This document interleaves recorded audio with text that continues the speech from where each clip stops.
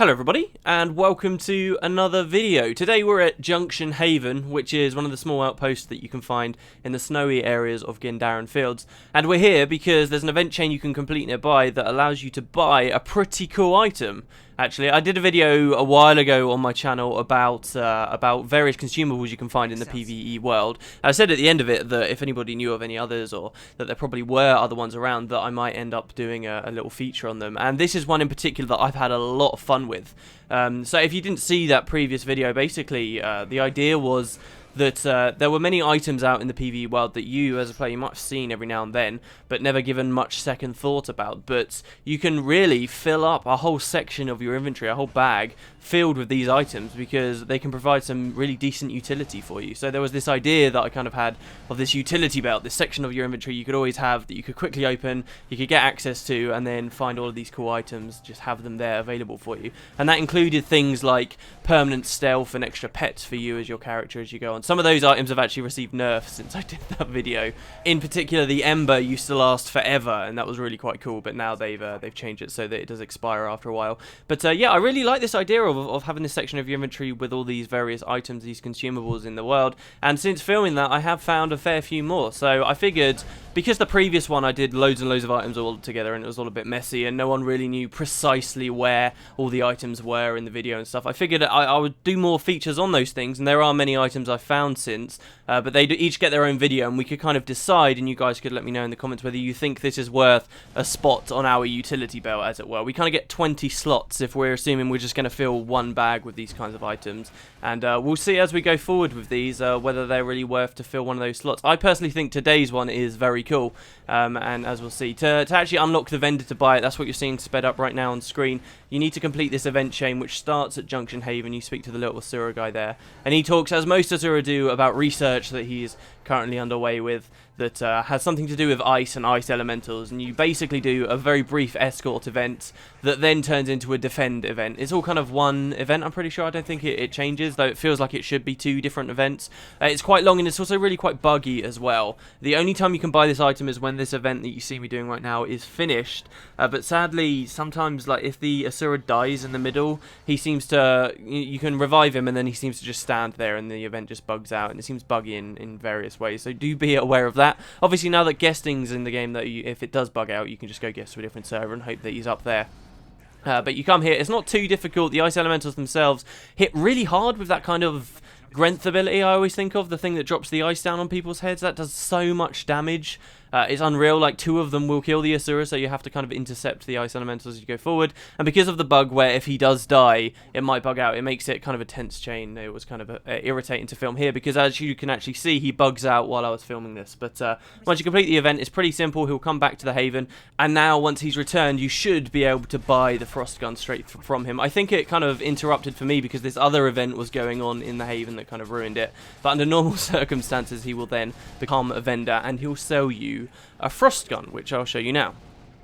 Okay, so here I am on my my Asura here, lovely, in the witch costume. I can't believe, by the way, just as an aside, I can't believe they've sold the broom as a separate thing. The only reason I bought the witch costume was for the broom, and now it's like just available separately. But in any case, here I am on my Asura. This is the same location as before.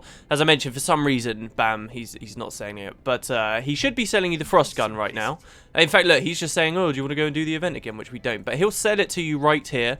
If it does bug out like you saw it happen with me, then you can obviously redo it. And you can purchase from him these Frost Guns. As you can see, I've bought quite a few. You might also spot in my inventory some other kind of utility things in there too, which we'll get to. There's so many cool items I can't wait to share with you guys. But the Frost Gun, so it reads in your inventory, double click to draw a Frost Gun infused with icy magic. Flavor text, cold resistant gloves are highly recommended. I always like consumables with flavor text. So as you can see, when we double click it, we get an extra effect on our active effects, and it changes all of the left hand skills on our skill bar. The active effect simply says Frost Gun ammo, and you can see there it says 2 hours left on the timer. That's not quite as good as it might sound. It's not, oh, you double click it and then you have a totally different weapon for 2 hours until you choose to drop it. It does only have 10 uses as well, so in many regards it's much like the Elementalist Conjure abilities, such as the Ice Bow here, which as you can see has 15 charges but can be traded higher, and also changes your attributes due to a recent change. So that's what the Frost Gun does. It will last for 2 hours. That's largely, it doesn't matter. Basically the only reason why it will run out if you don't want it to is because you've used too many skills on it, and then you can obviously just double click it again in your inventory. Obviously a lot of this kind of stuff comes down to having your inventory set up in a nice way. I find this to be the nicest way. So this here is my utility belt, an invisible bag at the top of my inventory. The Frost Gun was in that position, and I can kind of remember where everything is. As I showed you guys from a previous episode, I can just kind of go along here and double click all this stuff, and then I have all of my things ready to go and ready to rock, you see. But so the Frost Gun does have a place there on my utility belt right now, and well, you're just going to have to double click it each time your skills run out after 10 uses. They last a very long time. It's incredibly cheap. It's a matter of copper to buy them, so a stack really doesn't take that long to buy, and in general I found it to be a consumable that you can buy for this kind of purpose, and it's not going to run out very quickly at all. I've still got 211 left, and I've spent tons of time with this thing and had a lot of fun with it. So the skills themselves, the reason why I compare it to the Ice Bow is because skill 5 on this thing is Deep Freeze, which is the same as the skill on the Ice Bow. So now anyone who's not an Elementalist can use this ability that freezes people in a block of ice, like so, and keeps them unable to play for a very long time. Like, it's a very long stun that just cannot, they cannot get around. It's very cool, and it will actually... It won't go through Defiant, but it will strip stacks of Defiant, and the Frost block, for whatever reason, even if the enemy has Defiant on them, it will still affect them. So it's quite a nice skill, and anyone in the game can now have access to this without having to be an Elementalist. Of course, though, because I am an Elementalist, it probably wasn't a good idea I summoned all this stuff, because they're just going to do loads of damage. But because I am an Elementalist, I can, of course, use skill 5 on this, then I can swap into my Frost Bow, and then I can use skill 5 again, and keep them frozen for a really long period of... Well, it didn't work there. I think it got obstructed. But you can keep people frozen for a really, really long period of time. Now, you might have noticed that skill 4 on the Frostbow actually has the same skill icon as we just saw on the Frost Gun. Now, that's not actually the same skill. On the Ice Bow, if you use skill 4, it's the same icon, but it basically conjures an ice storm that will do a lot of damage to people in a large area.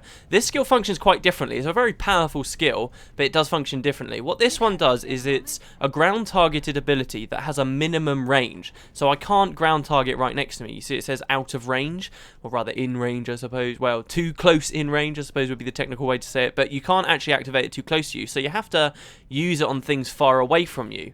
And by activating it, first I'll use it not on an enemy. You'll see that it fires tons of shots out in these volleys that land generally where I was. Now, each of those is an individual projectile that has a 20% chance of triggering through a field. Because so many projectiles come out, you're pretty much guaranteed to get some kind of combo field thing happen there. And each one also inflicts just one stack of bleed that lasts for 3 seconds, right? But what this means is because there's so many projectiles, you can get a lot of bleed off on someone if you line the skill up properly. It's kind of weird to line up because it has this minimum range, but if you do line it up properly, we'll try and get it on this wolf. So the wolf's there at me, attacking me. Now I'm going to aim just behind him. It's going to all get obstructed on him. As you can see here, that puts 15 stacks of bleed on him.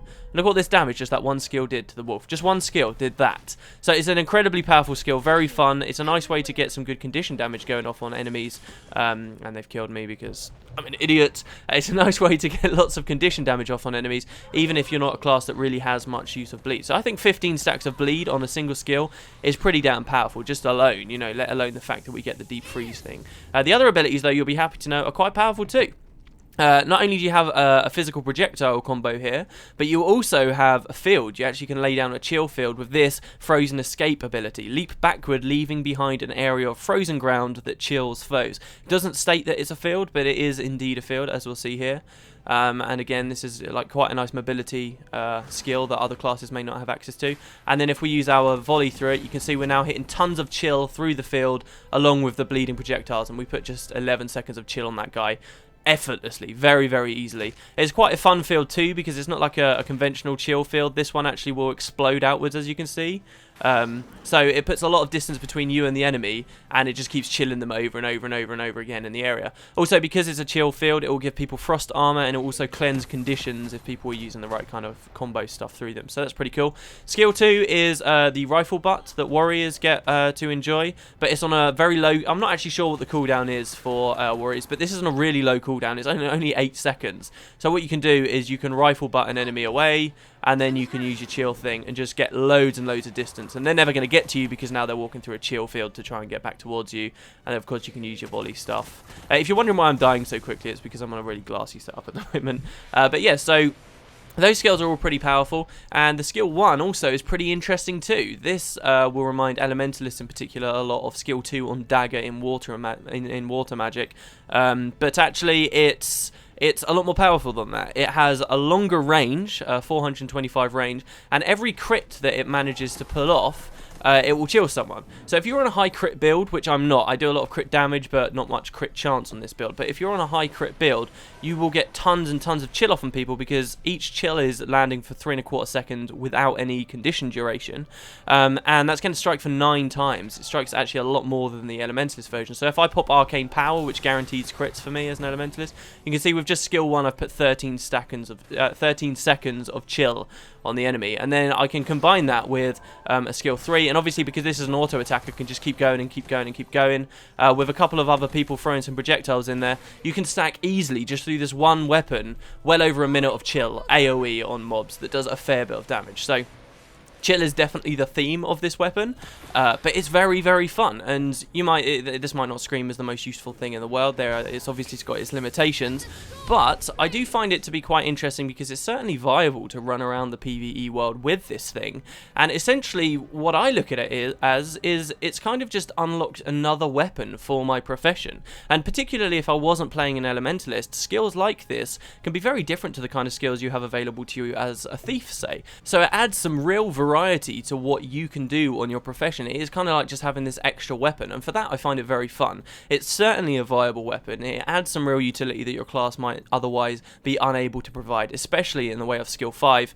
For example, in the fractals, I've had that use this quite well in fractals. The previous video I didn't really talk about how good those items were in a really kind of end game scenario for PvE, and this one in particular does hold up in fractals. For example, the char fractal, you can spam this skill 5, particularly as an Elementalist, can chain 2, and if you've got a team of people with this thing, you can use that skill 5 to keep that final boss from dealing tons of agony damage to you. And of course he does get Defiant, but it's a very easy way to remove those stacks. So yeah, I found it to be a very fun weapon. I've played almost exclusively with it for hours on end before, and because it lasts a long time, yeah, you have to double click after every 10 skills, but still it's a pretty useful weapon, I'd say. There are some other little interesting quirks about it as well, which I'll tell you guys. I'm sure this is the kind of stuff that will be nerfed in time, so I wouldn't expect to always have this and enjoy this, but there are a couple of things. First of all, I'm not sure whether this will be nerfed. First of all, the deep freeze, as I said, this is pretty much the skill 5 on the ice bow. However, the stats on it are slightly different. This actually recharges quicker, I believe 30 seconds, I'll check that in a second, but it also has 1,200 range, which is a greater range than the ice bow offers. So this is actually more powerful than what we otherwise have. So here we've got this sheep over here, which I am currently in range of to use this ability. Should be in range. There you go. So it's frozen him there. But I can't, the same range, it's out of range on the ice bow, which I'll now use here because it's only got 900 range. Well, he's just walked into it. So, but in a small way, this is slightly more powerful than the equivalent Elementalists get to use. Obviously, that difference of range I feel like is almost inconsequential when you're that far away, but still, it's pretty interesting to note that there's that change. There's also something else weird that I've seen that probably won't help anyone in any kind of situation. It might, and please tell me if you actually manage to make use of this. But this weapon, let's go over to Lake Bounty here. I'm always kind of curious with this kind of stuff, how it functions when you go underwater. Like, most of the time you just expect it would disappear from your hand. So here we've got the ice bow in our hands. I just quite like as well that we can forever basically have this weapon out. Like, we can always have a rifle. Like, right now I'm a witch with a rifle. I'm a class that cannot play with rifles, and yeah, I can kind of have that aesthetic should I choose to want it. But yeah, so we've got the weapon, and we can go underwater with it. and it actually stays in our hand. It doesn't get removed, and we actually get an underwater ability, believe it or not. A lot of them get disabled, but this one here, Frozen Escape, remains. This is actually a version of one of the underwater elementalist abilities, and it's quite funny that it's here. It does a little bit of damage, it chills, it's essentially the same thing as the above ground version. But there it is, functioning underwater in the exact same way. A way to lay another field underwater. Obviously, that's less significant now that ArenaNet have revamped the underwater combat to an extent as far as combo fields are concerned. But, you know, I'm sure there was a time where this was one of the only ways to lay a field down underwater. And for that, I find it pretty interesting. So, yeah, the Frost Gun. The last thing, and this I'm pretty sure will be nerfed. I haven't actually filed a bug report. I probably should. I'll probably get on that as soon as I finish. But this, and I'm sure with many other things. Wow, is the trading post really down? This, and I'm sure with many other items like it in the game, can actually be used in the middle of a transformation. And by that I mean, as an elementalist, we have Tornado. It does loads. It does big blowouts. It does damage. But it locks our skills into 3 mediocre passive effects. It gives us stability too, and it like doubles our health and triples our power. It's a very powerful weapon, especially in SPVP, but I've rarely used it in PvE. However, I can, should I wish to, pop into a Tornado and then double click my Frost Gun, and I can be shooting and firing and playing with the Frost Gun. You know, I can rifle butt people, I can do absolutely everything and continue to function as a regular kind of combat unit, except I have these ridiculous stats on top of it as well, which I totally admit that's overpowered. It's interesting though, I quite like it. I'll also show you as well, you may want to be thinking about your own classes and transformations that you get, or your own race and transformations you get there. Sometimes I don't actually think the Frost Gun's better than the things that say Lich Form would offer you, but there is another nice example I've kind of found for me personally, which I'll show you now. And of course, by now, I mean after 3 minutes of blankly staring at the screen, because that's what it takes for this elite to recharge. There we go. The other thing, of course, as an Asura, is you can summon a power suit. Kind of bad skills. There's one reasonably interesting skill that it's got. But this thing's kind of cool, I suppose, in that you can... how is that out of range? Oh, okay. This thing's pretty cool in that when you climb in it, it will give you a lot more vitality and, I believe, toughness too. It's kind of hard to tell when you're scaled around all over the place here. But it's pretty nice, the power suit. But, of course, now we can be in the power suit with a rifle attached lovingly to our hand. It looks quite funny. I never showed you guys, but if you actually look closely at the Tornado as well, you can see it kind of holding a little gun in its hand too. So you can do this to also kind of have some perhaps more useful skills in your golem suit, and maybe make it slightly more interesting. For me, it's kind of any excuse to use a weapon like this. The animations are hilarious in it. You can like see it coming out of your hand here on the auto attack, and doesn't really track onto enemies.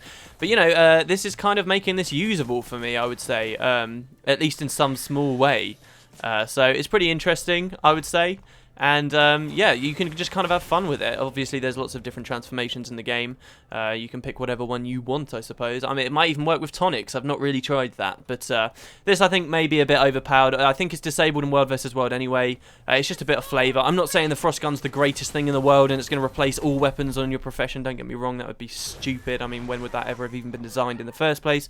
I just think it's a pretty interesting thing that gives you some more utility and a different way to play the game that is actually viable. That's the main thing. You know, these are all going to be for a bit of fun, but in a viable way. I also appear to be lagging out. But so there you go, guys. This is the Frost Gun for today. I want to do more videos. There's some really crazy items that I've come across. I think next time I'll show you guys something that lets you have permanently 25 stacks of bleeding and vulnerability on enemies and just melt stuff down. Like, it's pretty incredible. And yeah, I'll be doing more of these. Also, if you guys want to follow me on Twitter, since I'm not doing Guild Wars 2 Daily anymore, and now guesting's actually in the game, I think it might be fun because a lot of these items come on the heels of very long event chains. I'll probably start messaging out when I'm doing these event chains, and we can go off and find these utility items for ourselves, which could be quite fun. And we can do weird stuff with them as well if we've got a big group. Like, there's landmines as well that I want to get a big group of people together and see how quickly we can kill a veteran by luring it over a field of mines. You know, 20 of us have laid down, which could be pretty fun. So yeah, that's kind of what I'm hoping to do going forward. Thanks very much for watching this one, guys. Maybe it will find a place on your utility belt, maybe not. And yeah, I guess I will see you next time. /wave.